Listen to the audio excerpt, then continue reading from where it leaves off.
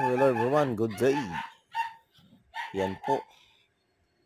Yan po ang diskarteng malupit mga ka-electrical. So, pinapainit natin yung bearing. Tapos, yan. Pagkatapos mainit yung bearing mga ka-electrical, no? So, ipapasok natin dyan sa shafting ng rotor. Alright? So, tingnan natin mga ka-electrical. So, wag niyo sobra ng init kasi masisira din yung bearing. Alright?